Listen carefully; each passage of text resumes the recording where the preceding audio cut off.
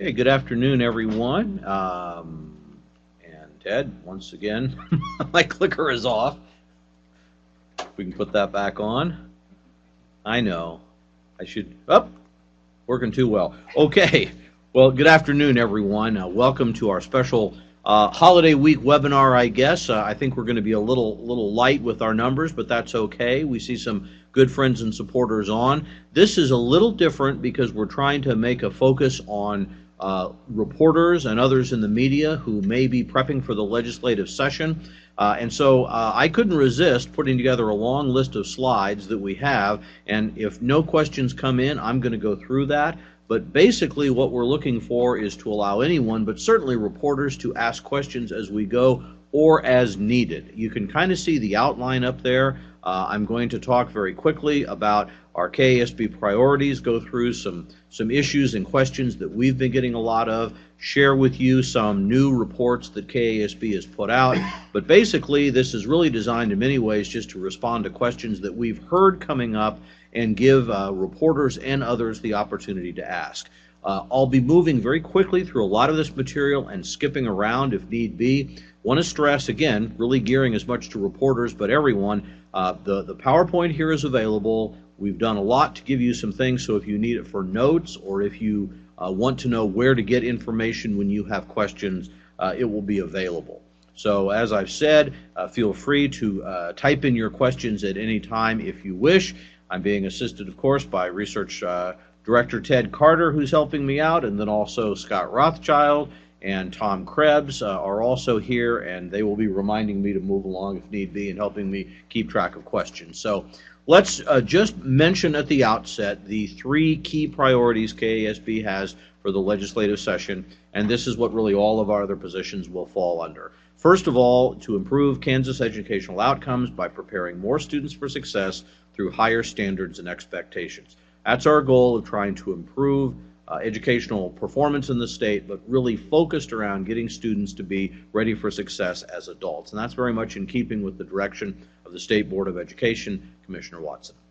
The second is to support that effort at improvement with constitutionally suitable funding that is both adequate and equitable.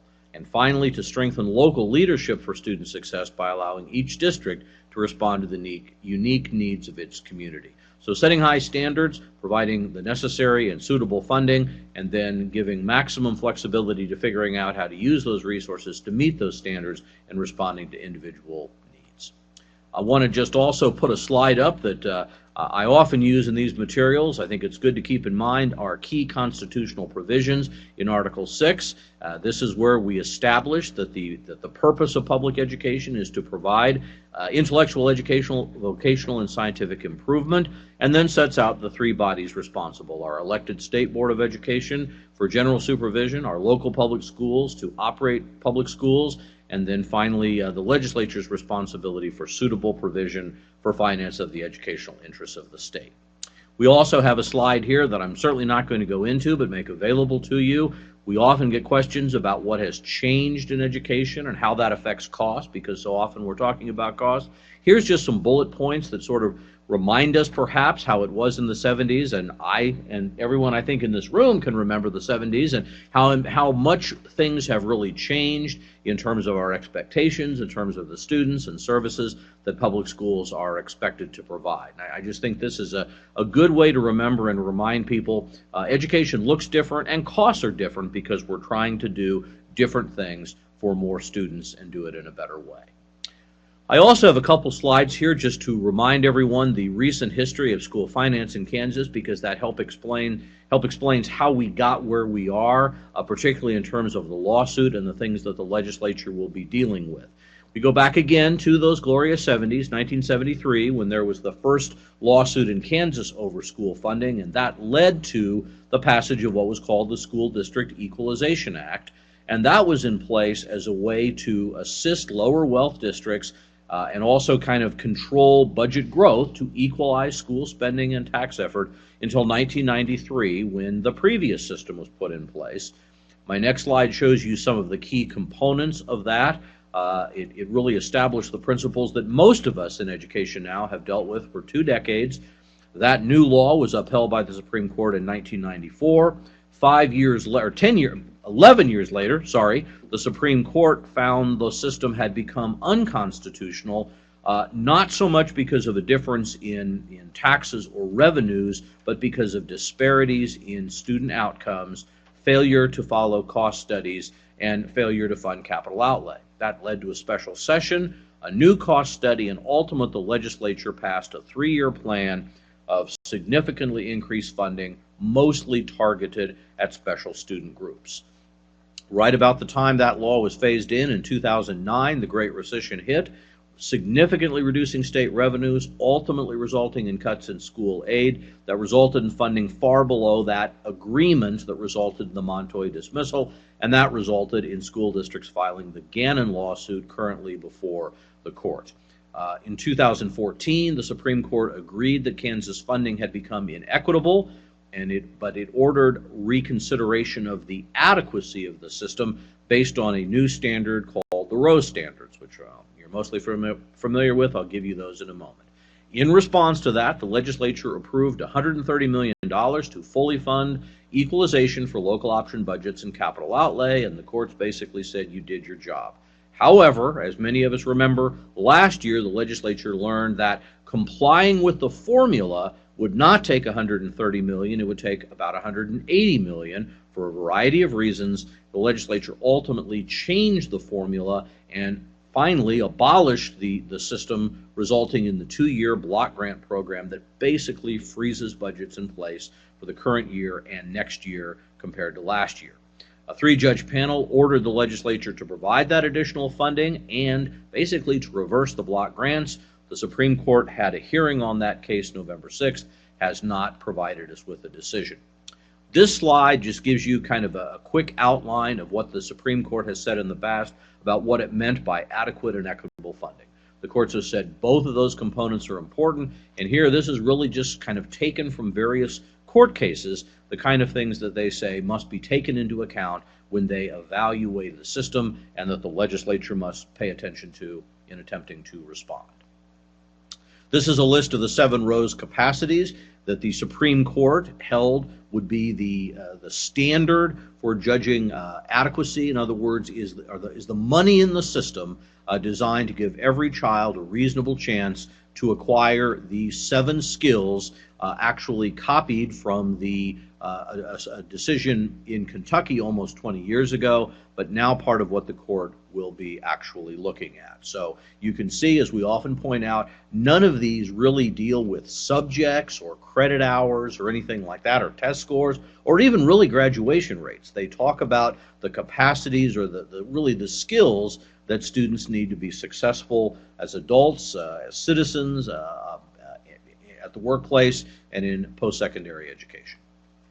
Want to also share with you just a little bit of information that we often use to help people understand some of the challenges in equity, because if the Rose Standards have to do with adequacy, these reflect some of the differences that the legislature has to deal with in providing funding. This first chart just shows you that our school district enrollment ranges from almost 50,000 students headcount to less than 100 students. Very sharp decline. If you only look at districts from 2,000 to the bottom, you again see big differences. This shows you that the 7 largest school districts alone that have more than 10,000 students educate well over a third of the kids in the state. The next 38 districts between 2,000 and 10,000, around a third of the students, and the remaining 241 districts which have less than 2,000 students. The vast majority of districts educate less than a third of the students in the state. This shows the differences in what 1 mil raises per pupil, from almost $500 per pupil to less than $50. So there's basically a 10-fold difference in what you can raise with the same tax effort. And as you can see, even if you take out some of the extreme ends, there's still very wide differences in the money it takes to raise equal revenue. And as the court has often said, it's not just about equal revenue, it's about responding to the different needs of students. One of those needs, studies have always shown, has to do with socioeconomic status, that lower income students tend not to do as well and need more help and support to reach higher standards. This shows you that our districts range from almost 90% of kids eligible for free and reduced lunch down to about 5%. And even if you just use the poverty rate, which is a much lower income threshold than free and reduced lunch, we range from a high of about 40 to, again, well below 5%. So major differences districts have to overcome. I want to turn now, again, welcoming questions as we go, to one of the things that I probably get more questions from reporters and legislators and others, and that is what is actually the case in increases in funding. But I do have a question. Let me read this. We have not heard anything new about any kind of schedule. The latest we've seen is that the briefs from the parties on the adequacy piece were due basically here in December and January. So we don't know at all. The court has, of course, heard oral arguments on equity. It could rule on that. We would not expect there to be oral arguments on adequacy till into the spring, as you're indicating. Certainly means that there may not be a decision on that until summer or even fall. And I suppose it's entirely possible that the court will simply could combine both rulings or issue both rulings at the same time, and may wait to see what the legislature does. But I have no indication at all on what the timing would be. And after watching this for a number of decades, I don't watch, I don't speculate anymore when that might be. So to go back to the chart on funding, this first chart goes all the way back to the 1970s and simply gives you the total dollars that districts have to spend. The blue line is total spending from all sources, and as you can see, it certainly is at an all-time high, over $6 billion.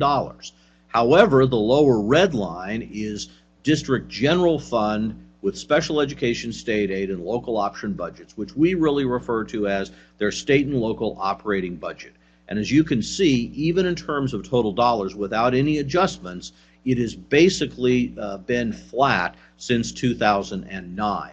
And we expect that this will increase less than 1% this year from last year, and then next year based on the block grants. We're going to look at this in a little more detail, but I'll just list for you the differences, what is in total spending that is not in the lower amount. Well, it's basically bond and interest payments, capital outlay expenditures, federal aid, food services, whether federal food service aid or meals charged for student fees, and KPERS contributions.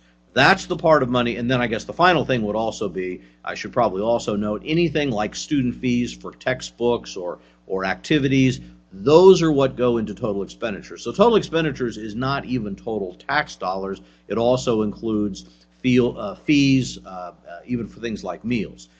Question is, why has total spending gone up so much faster than general operations? And there's a couple reasons. First of all, because voters have approved a number of large bond issues that are not capped by the state, and state aid has been essentially an entitlement that matches that. The second thing is that capital outlay revenues grow with valuation. You're allowed to issue up to an 8 mil levy, and as fast as that levy grows in revenue, a district can spend it. Food service is also not limited in any way. As more kids are eligible for free and reduced meals, federal government pays it. As more students want to eat, they pay for meals, and as food costs go up, this goes up as well. And the state has also, of course, added significant funding to KPERS to deal with underfunding in the system, whereas the general fund, special ed, and LOB are capped by the state. So a lot of the things we'll mention, and you hear the governor and others have talked about not enough dollars getting to the classroom, but the fact of the matter is districts are really capped on what they can spend on operating costs, and all of these things outside of that area that has been growing faster are really not due to local district choices. They're due to what state law allows voters to approve or what you can raise locally in other ways. If you actually want the numbers, I know you probably can't read this chart, but you'll have this. Here again are the total dollars. We show you the annual change, and then significantly, we have a third, or I guess fourth column after the year that reduces the annual change in the consumer price index.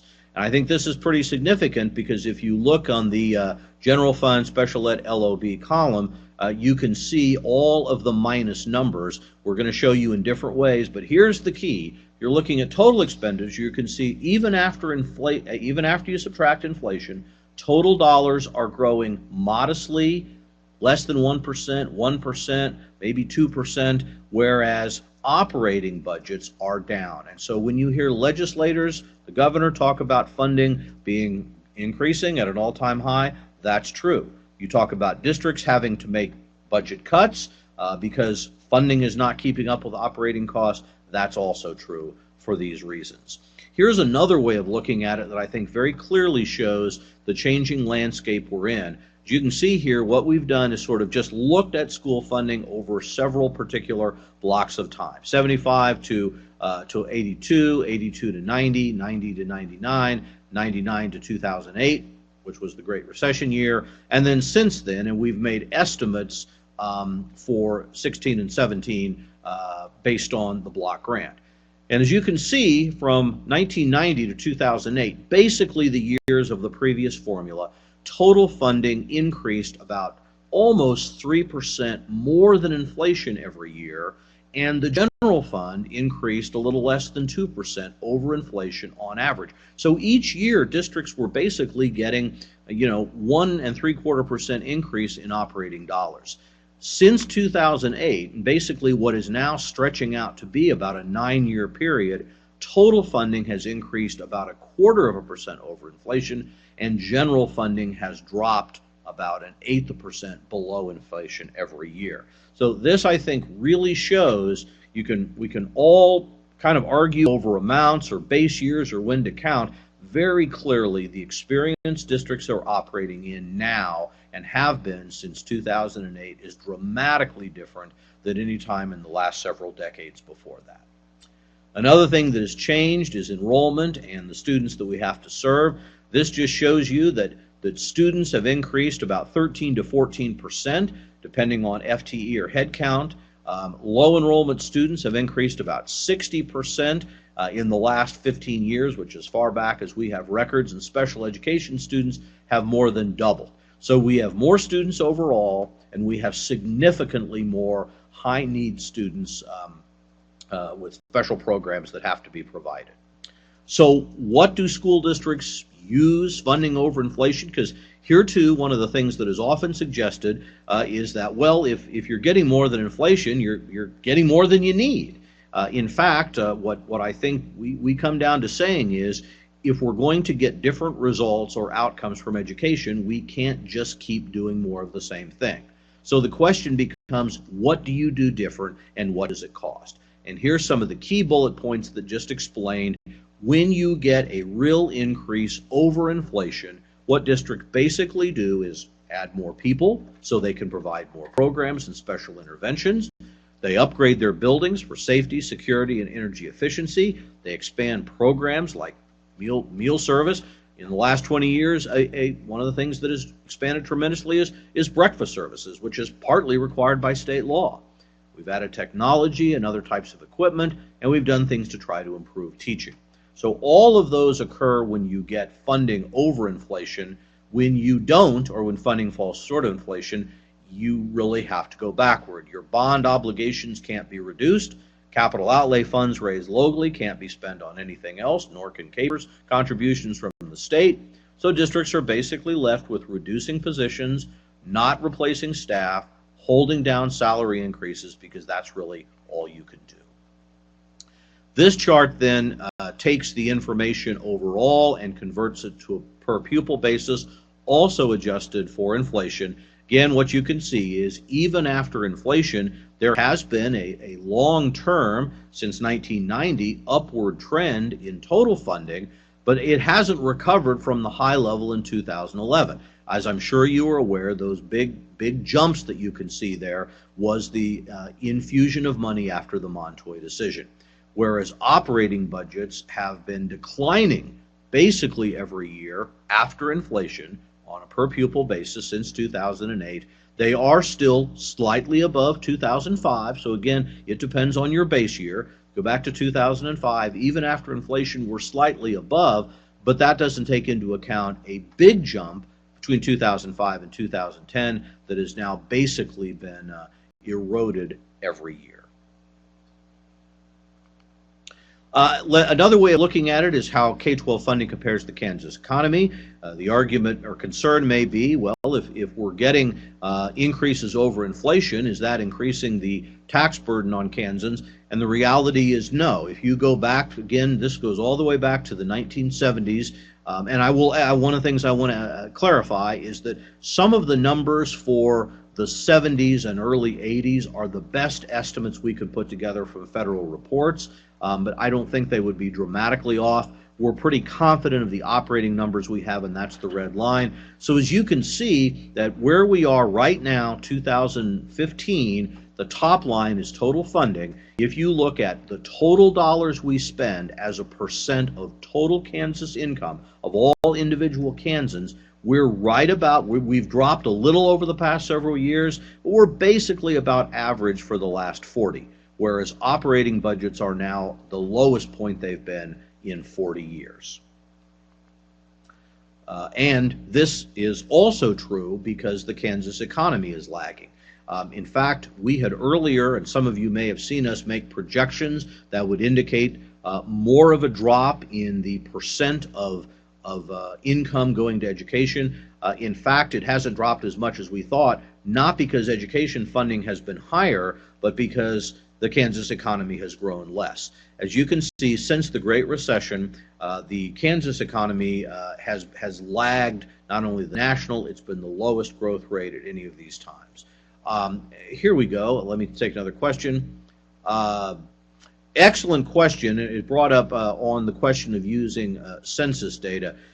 One of the things that we would say about census data is, well, no matter what you use, there's some advantages and disadvantages. Ted's here and he's helped do work in this area. Let's start by saying that census data is first and foremost an estimate, except once every 10 years.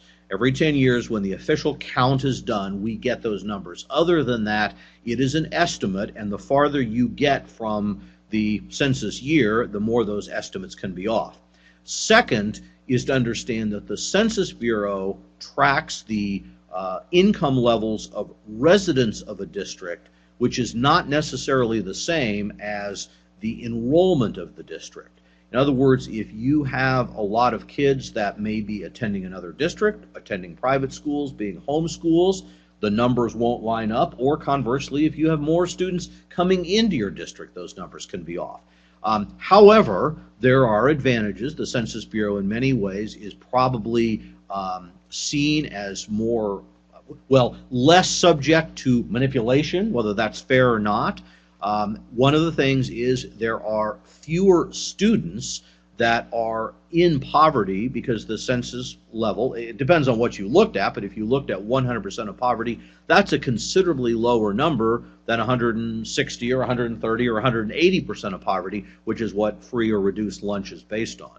So, KASB has basically always defended some type of poverty measure. We still think that's an important indication. We're open to looking at some of these changes, and I think that some of the groups that are studying this are also open to this idea, but there is no perfect alternative. So I think we would have to very carefully weigh what the impact would be, and maybe what we really need to be looking at is some type of maybe more blended system that would take several factors into account. That's an excellent question. Okay, and ironically, of course, I think that this very chart helps us explain one of the reasons there's skepticism about the growing number of kids on free or reduced lunch, but I think what this chart really shows is our Kansas economy is not doing very well, and if the economy is not doing well, then certainly we would expect there to be more kids in economic need. So again, the concern here is that this again shows that the world has been different since 2008. Education funding has been much lower, partly because the growth of our economy has been lower. Our revenue for school districts have been reduced by state tax cuts. There's no question about that. But in fact, even without tax cuts, this information suggests that revenue would still be less than we might normally expect because the taxable income of Kansans has been growing at a much lower rate than it has been in the past. I want to talk just a moment at a high level about the issue of funding and achievement. And really there are three things that KASB think is important, and these are the three things that we addressed when we testified before the K-12 Student Success Committee earlier this month. One is we believe there are sound reasons behind the legislative post-audit cost study that showed a strong correlation between funding and outcomes. As we said, that doesn't mean post-audit is always right in their conclusions, but we've never known them to be wrong about the math, and a correlation really is just math, and it conforms to what our members believe, that when you provide additional funding, it helps you direct dollars to improve your program. The second thing that we'll again touch on and is shown in more detail in our report, and I've given you the link, is in analyzing all states in 14 indicators of educational progress, some looking at all kids, some looking at particular student groups like low income. Only 7 states outperformed Kansas on a majority of indicators, of those 14 indicators. 4 states outperformed Kansas on half of the indicators and underperformed on half. All of those 11 states spent more per pupil than Kansas, even if you adjust for, and that's a mistake, not inflation, but regional cost of living differences. This is in our report. And finally, one of the things that we think is pretty clear when you look at most Kansas academic indicators, state tests, NAEP scores, graduation rates, all of them showed improvements through the 2000s. All of them showed a kind of leveling off around the turn of the decade, and all of them showed at least a beginning of a decline after that. Now, one of the problems is that some of those indicators are several years old. We don't have a baseline on the new state assessments that just started this year. But in other words, just as we saw a funding pattern that showed general improvement in funding or increase in funding in real terms with a spike up after Montoy, followed by a decline in funding in real terms, what you can see here is similar patterns in academic achievement. Now, we always stress correlation doesn't prove causation. However, it's an indicator that you can look at. Second, more money certainly does not absolutely guarantee results. There are many states that spend more than Kansas that don't have the results. And finally, and maybe this is also critically important, a change in performance, whether you add money or take away money, may not be immediate. It may take a few years for the effect to show up one way or the other. As a question, I guess we can just talk about sharing information with legislators. What type of response do you receive? Well, Bill, I can tell you that the presentation we made before the committee was one where we were giving information. One legislator, I guess, was upfront and saying he was not yet convinced, so I have to keep trying. I think all we can do is to continue to make clear that we are trying to provide factual information with our own, how we interpret, how we explain it, what we think it means for our districts. I think the most important thing is just to continue to get information out there that will clarify the total picture, and that's what we're trying to do here. I'm going to give you, again, some slides I've shared with our members, but for those that may be viewing for the first time, I hope this is a way of help explaining a lot of terms about school district accounting that get thrown around quite a bit. So I've tried to put it kind of very simply at the highest level. It's important to remember that school districts receive money from basically 3 major revenue sources: state, federal, and local. They come in different programs. We've gotten state aid. Now we're getting block grants. Some comes as special ed aid. Some comes as CAPERS aid. Some comes as capital outlay aid. All of these are examples of programs, but they fall under 3 broad categories of revenue source. And it's very important to understand and help legislators understand that just because one goes up, it doesn't automatically mean that total funding will go up. The state may add more money for LOB state aid, which in turn reduces local property taxes. That's a very good example of what can happen. So you have to look at the total of all together.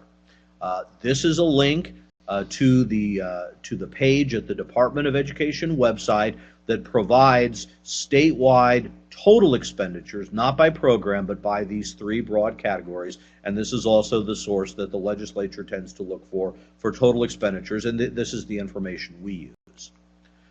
The second thing is when districts receive money from these various revenue sources, they have to put it into various school district funds. This is a list of all of the funds, and there's a few minor ones, have to do with like running certain auxiliary operations, but basically these are where districts put their dollars, and we've broken it down between those that are basically restricted to special purposes because of local mill levies that are constitutionally required for a particular purpose, other basically restricted funds, and then you can see all of the funds under Senate Bill 111 that has basically become pretty flexible. In other words, districts have a lot of control here. So in some cases, you have to put your money into a particular fund and spend it in a particular way. In some cases, the legislature has given a lot of flexibility, and that, of course, is part of what the legislature has touted under the block grants. But it's important to understand school districts did not create these accounts, the legislature did. So whether or not we have these is really a legislative policy choice. Here is a link that can take you to the spot on the website that gives you cash balances statewide and for every district. And this chart just shows that the amount of money in these balances basically grew from about 25 to over 30% of expenditures. Basically, again, through the recessionary period, has started to come down a little bit. Then the next thing is, once the money is put into various funds, the district then spends it for defined purposes called functions. These functions are defined by the federal government for reporting purposes, so all districts use these and all states use these.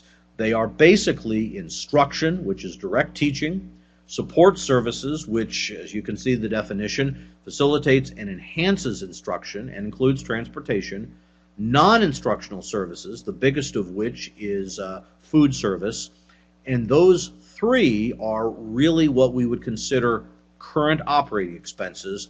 The last two are basically building and equipment and then debt service to pay for bond issues. These would be considered capital costs and debt service, and that's a big accounting distinction between your current operating budget, which are essentially the first three areas, and your debt service and capital, which are the rest. This then breaks down the support services function into student support, instructional support, administration at the district level, at the school level, central services, which are other sort of payroll functions, those things, operations and maintenance, transportation, and then kind of a catch-all of all other support services. So when the legislature is talking about dollars to the classroom, whether they really know it or not or mean it or not, the only way we can really define that is to look at these categories. And in Kansas, under our so-called 65% law, only funding spent in the area of instruction is defined as in the classroom. But as you can see, that leaves out a number of things ranging from librarians to professional development to counselors and guidance and social workers, and as well as certainly administrative areas and building operations. None of those are considered part of, quote, in the classroom by state law. This is a listing, this I just took from the KSD website. Many of you have seen this. For your district, this would give you, by the most recent data they have available, what percent of your expenditures of your current operating expenses fall into these three major categories. But note, this only includes current operating expenditures. KASB has prepared this chart at the state level to add in capital costs and debt. So what this shows us is that schools spend about 61% of current operations on instruction, direct interaction between students and teachers and paras and classrooms, aides, coaches, etc. But that's about 50% of all expenditures if you look at total expenditures. And then finally, from an accounting viewpoint, once it is determined that something is spent on, say, instruction or administration or operations and maintenance, it's further allocated to these various objects, or what it's called. And what these do are allow you to look at what goes to professional salaries, what goes to benefits, what goes to supplies, materials, property. So these are the things you buy with the money, not the purposes. Another question I'll look at, there was information about NAEP scores. It appears there was a decline beginning in 2011, a substantial drop. Do we believe there's a relationship between funding levels? We do have, and Steve, we could send you this information. It's on our website. I didn't include these particular charts. One of the things that we did for this analysis, because NAEP really, it only tests kids every 2 years, and it only tests them at 2 grade levels. So we looked at funding over 8-year periods, and this is where we really saw that over 8-year periods. If you look at a NAEP year and then compared it to 8 years before and compared funding before that, it shows clearly a relationship. We believe there's a causal relationship, and again, we see the same thing in these other areas. So I think Ted is going to provide you a link to that if you have not seen so. And he has just put that up there. You can simply go to kasb.org/research, where almost all this information is available. Oh, but this means you're going to have to put my cursor back on. Okay, well, just a note, sometimes it is suggested that schools don't use the same accounting system. It's important to understand that all districts use the same accounting guidelines for how they account for money. What's different is districts are allowed to choose among specific programs or software. So the data is all the same, but it's only at a high level. And much of the issue that we're talking about, or that some legislators are focusing on, is districts only report expenditures at that, as I said, pretty high level, not to the level of detail that some legislators are looking at. There's a question, the danger of a good point that Marty Stessman is bringing up, and that is the fact that when districts adopt a budget, that really is their budget maximum. So what districts really have to do is budget what they might, not only what they legally can spend, but what they might have to spend in various areas, so they don't have to go back and republish their budget. So the fact that a district adopts a budget that shows an increase of some kind over the prior year does not mean that actual expenditures will be higher.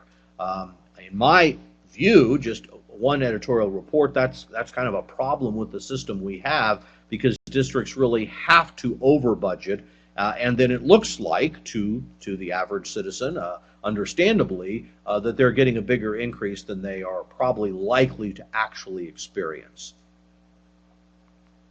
Okay, without going into much detail at all, we just want to show you some information that we provided. This is the link to the same testimony we provided to the committee that allows us to look at how Kansas compares to other states, not only in terms of outcome, but how does our funding pattern compare to other states, and in particular, how does it compare to the best achieving states. As I've said several times, we've identified 14 indicators of student performance.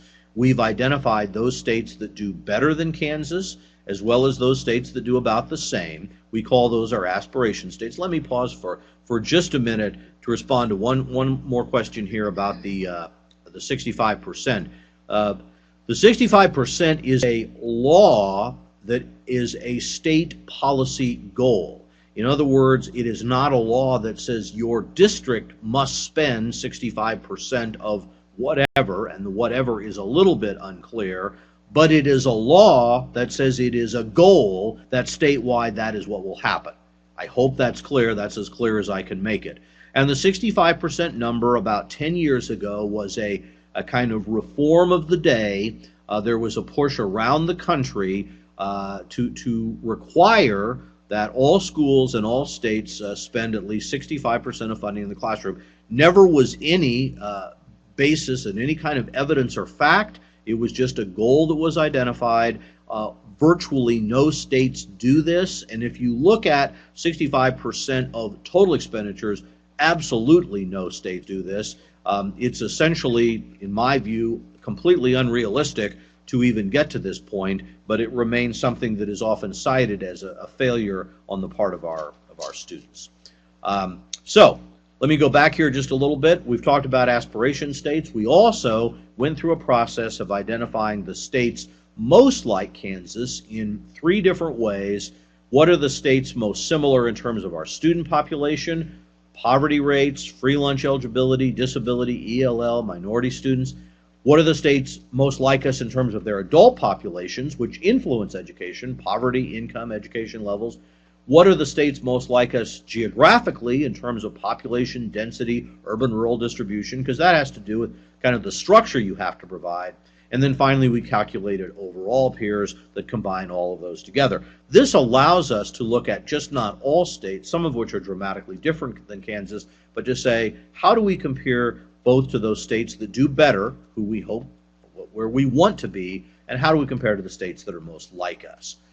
And very quickly, what we found is that, probably the most important point is at the bottom, all of the states performing better than Kansas on a majority of indicators, all aspiration states, provide more funding per pupil. For all the other peer groups, the only states of any peer group that do better than Kansas in indicators, in effect that are aspirational states, there are some overlaps, all spend more money. And I think that's a critical thing to understand. I am getting a, you guys can just talk, I think, but, oh, okay. Remind me at the end. Thank you. So, key thing to understand is if you look at our peers, we do better than most peers. Where we don't do better than a few peers, they spend more money. That's true in every case. Second thing, just very highlights, this just makes the case, and I'm really simply going to go to this slide to explain it, because again, it's an important thing for people to understand. If you look at if you can kind of read the brick-colored reddish shade of this, you can see that the Kansas red portion is about $1,000 more than the comparable portion as the U.S. average. So that means that in and of itself, Kansas receives $1,000 more from the state than average. So does that mean Kansas supports its schools better than most states? Well, you've got to look at the whole picture. Because as you can see, Kansas actually receives about $1,500 less in local revenues. Kansas made the decision 2 decades ago to shift more funding to the state level, partly to hold down property taxes, partly to do more for equalization. So if you hear people say that the state ranks high in state aid, that's true only for state aid. It's not true for all revenues. And remember, the state limits how much you can raise locally. The next thing, again, I'm not going to go through these in detail, just to let you know the summaries, and if anyone has questions, you can share it with us. But going through all these, this chart, hard to read, but very easy to look at if you want to download it. The far left-hand bar is Kansas. Next to it are the aspirational states, which again shows that, again, not only do all of the states spend more, their average spending is significantly higher, and then the others are the overall peers, and then the student, adult, and population distribution peers. Well, what you can see is that for all of them, the blue part at the bottom is instructional spending. So looking at this would tell you Kansas is slightly lower in instructional spending, but it's lower overall. You can see that all states spend really roughly the same percentage, somewhere around 55 to 60% of their revenues goes to instruction, and all the rest of the revenue goes to these other functions.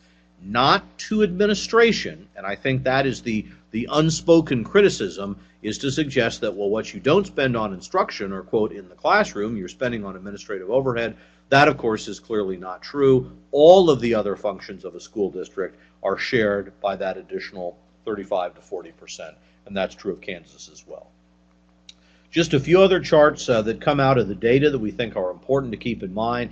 One is that, looking at the blue bars, Kansas has significantly smaller districts than most of our peers, except the population distribution peers, which frankly makes sense. Those are the states that are, like Kansas, are more rural, would tend to have more districts, but we're somewhat below that. But remember, Kansas also has better academic achievement than any of the peer states. And note that the aspiration states actually are also relatively small districts. School size is fairly similar across all this. That's the red bar.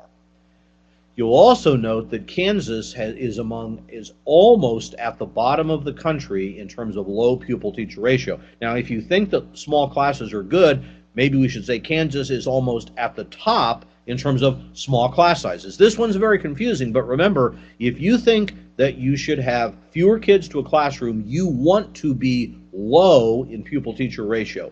We're about 48, far below most of our peers, as you can see. And note also, we're somewhat below the aspirational states next to us, but note that the aspirational states, the best achieving states in the country, have smaller class sizes than the peer states and smaller class size than the national average.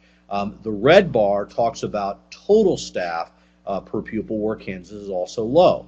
So one of the things where Kansas stands out is we have smaller districts, smaller schools, smaller class sizes, basically more adults per child, and high results. We think that's critically important to keep in mind. In other words, do we want to be more like these other states, our peers, in terms of our staffing patterns, if their achievement isn't as good? Also note that even though Kansas spends less than most of these other states, we actually have more teachers than these for the number of students. So in terms of dollars getting to the classroom and to the teachers, Kansas districts are doing that. And then lastly, this may come as something as a surprise, this looks at student support personnel, which are basically counselors, special ed personnel not directly involved with teachers, etc., as well as administrators. You will note that actually Kansas has we have just slightly fewer students per administrator than most of our peers, not dramatically different, certainly not as different as we are with students, but actually the aspiration states have even fewer students per administrator. What that basically means is the highest achieving states have a lot of administrators, and they particularly have a lot of support staff compared to other peers and compared to the national average. So our conclusions for this really boil down to, I'm not going to go point by point, we think school leaders are committed to operating efficiently. In fact, we're getting very high national results across multiple indicators while spending less than any other high achieving state, spending less than the national average, not because we spend tremendously more, quote, in the classroom, but because our spending patterns, we have a lot of people, relatively small administrative units, seem to be what are indicators of better performance, not worse. So I'm going to kind of wrap up just by talking a little bit about some of the interim activities coming up and then opening up for any other questions about the session you might have. This is just a reminder. There's been a tremendous amount of information presented to the Special K-12 Committee. This has information how you can get that you can go to a special program called Dropbox that you have to have your own account to get this information, or you can simply go to the kasb.org/key resources page, and you don't even need a Dropbox account to get this information. We would note that one of the interim committees that made some recommendations was the Committee on Pensions, Benefits, and Investments. They adopted some recommendations made by the United School Administrators of Kansas, or the Kansas School Superintendents Association, to basically deal with implementing the changes in working after retirement. So this is something KASB will be watching closely. We would also note that the Special Committee on Taxation, which is studying various exemptions and tax credits, could have some impact on school districts. We did provide some testimony. Their report is being put together, and it's really calling for a process of evaluating all of these. Closing some of these exemptions or credits or loopholes could result in more state revenue, which could help fund education. Of course, one of the things we note is that one of the major exemptions is the exemption provided to public entities like school districts, and the fact that certain tax exemptions for economic development can reduce local revenues for districts. I want to pause here for just a minute for a question coming up. Dealing with administrative costs. I want to read this carefully. People can help me from the current year to prior years. Well, I think what you're talking about, yes, one of the changes is how we now sometimes combine central administrative services and building administration functions. There are really three different categories that probably most people think of administration, maybe more if you can tell me. Central administration, but that really refers to the superintendent and board expenses. School administration, which is primarily the principal's office, and then other kind of central services. And again, this is where you tend to get payroll, human resources, that many people might think of as being part of central administration. So there is some blurring, and in fact, I think like the Kansas Policy Institute, for example, simply combines all administrative costs in some of the analysis they do. So it's always important that you look carefully at the definition of terms whenever you are looking at any kind of data. Tom? If I could, just a shout out to Russ and USD 373 Newton on their display. They released today on their budget. It's been on Twitter. It's been on Facebook. Wichita put out a real good graph. So kudos to those guys for getting information out. I don't know if folks heard that, but Tom is complimenting the Newton School District for some information they put out helping to explain their budget. He was noting that the Wichita districts have done that. And Valley Center. Valley Center. So there may be many others of you. We'd be happy to see those and share them. Some of you are on social media, I understand, and maybe things are being shared that way, but we'd love to see that information and help share it. And that's one of the things that I think we're going to be talking about at the KASB Government Relations Seminar that we're doing this year in conjunction with United School Administrators, the second week of the session here in Topeka. I would also make a quick note that the Special Committee on Ethics, Elections, and Local Government looked at the school board conflict of interest bill. They did not recommend any changes in that area, so that's something that we will continue to monitor, but there did not appear to be a lot of support coming out of that area. Here we've got a new question coming up. What kind of policy proposals or endorsements can we expect from KSB in the upcoming session regarding the State Department's education new vision for Kansas education? Well, I think let me start there. The KSB Board of Directors in November specifically endorsed the concepts behind the state board's vision, which is really, I think, and again, others can welcome, but is really about redefining the things we look at to be more focused on long-term student success. In other words, for 10 years under No Child Left Behind, we've really been focused on test scores. And I think what the state board is saying is test scores are an indicator, but you're not done because you've got a good fourth grade NAEP score or seventh grade state assessment score. Really what matters is, are you graduating from high school? Are you leaving high school with the effective skills to go into the world of work? Because many jobs in the future, in fact over 70%, will require some type of post-secondary education. Are you prepared for further education, or have you received it in high school for a technical degree, or are you prepared for further technical education or academic pursuits? So we strongly agree with that, and that's part of what I said at the very beginning was our commitment to the idea of higher standards. Even though the new state assessments coming out don't look as good, we're seeing that 40% of kids are college and career ready as opposed to 80% being proficient under the no standard. We are supportive of that idea. The old system was about getting kids to kind of a minimum level. What I used to say, it's kind of getting you to a D average, and that's better than an F, but that alone is probably not going to prepare you for success. That doesn't mean we think that every child should be going to college or preparing to go to college, but clearly more kids are going to need to be taking that route if we're going to meet job needs, and kids not going to college are still going to need a set of skills that in some cases is beyond what we are now. So we are strongly supportive of this direction. Now, that being said, one of the reasons that we chose the 14 indicators that we did is because we thought they all are consistent with that vision. Now, some of those are NAEP scores, or which would be the equivalent of a state assessment, but that's just a piece of what we look at. Our goals are to look at NAEP scores at both the basic and proficient level. And the proficient level at NAEP, we believe, tends to be it's a higher standard, similar to college and career readiness on the new state assessments. We look at graduation rates, and we look at ACT and SAT scores. So all of those are really designed, we think, to be a better long-term measure of student success. And the point of our analysis is those states that do better than Kansas, and perhaps the good news is there aren't very many, but the ones that consistently are providing more resources. So yes, we think it's going to take more resources. We support devising a school finance system that has confidence from the legislature that can adequately and equitably provide those resources to every district. Now, another question that's come up, will be advocating modifying the block grants.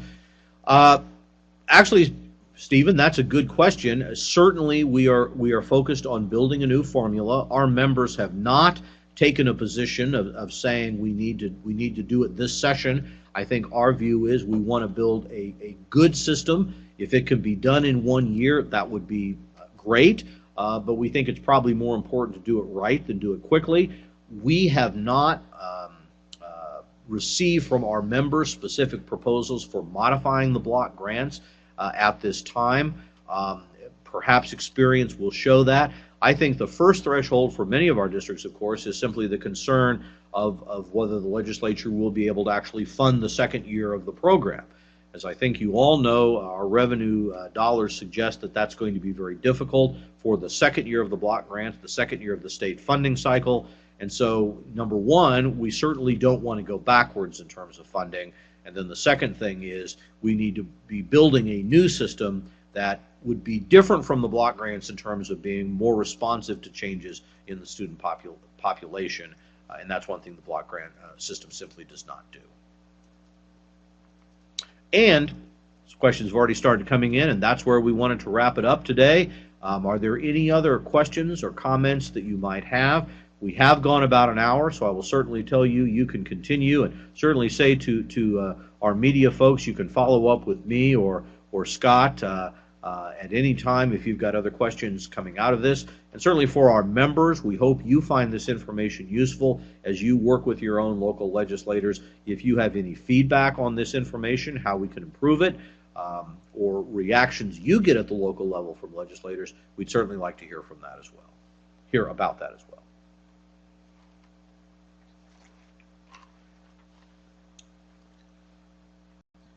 We're beginning to get the thank yous and Merry Christmas. This is usually a time when people start voting with their feet and signing off. We'll stay on a few more minutes, but we want to thank all of you that joined us. We will anticipate, I'm guessing, well, here's the issue for those of you that are hanging with us. The final meeting of the K-12 committee will be the Tuesday before the session begins. I think that's January 5th. If there is major news out of that, we will address that. We may have a webinar. If not, our next webinar will probably be following the governor's State of the State and budget message. What will be the biggest priorities? Well, again, we group them at the very beginning slide, Stephen, and generally they fall into the category. We want to continue to support higher standards. So I think we will be supporting the state board's vision and what may need to be done at the state level to keep that consistent. We will be advocating moving toward an improved school finance system, whatever that means, and we certainly think that the legislature may not finish work this year, but we want to make sure they have the right focus going ahead. And then finally, what we call local leadership is, in our view, the state should do as little mandating as possible as long as districts are showing that they're meeting those higher outcomes. So our view of accountability is not that you tell districts how they have to operate or how they have to spend their money. It's that you hold them accountable for getting good results, and you intervene if there's evidence that districts are not using dollars or adopting programs to get the job done. So that's what I think we're going to focus on in that area.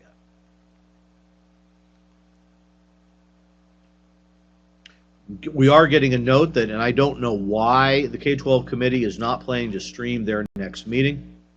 I don't know whether it has something to do with the availability of that room, but Superintendent Shannon is indicating asking the chairman to reconsider. Certainly those of you that wish to do so could do so.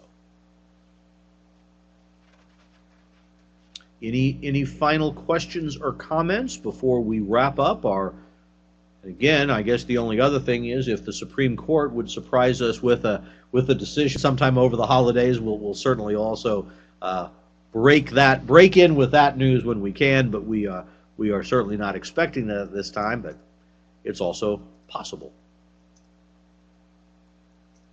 All right, well, thank you for joining us. We hope this was helpful. Always appreciate your feedback, and you always know how to contact us if you have additional questions. Thank you very much.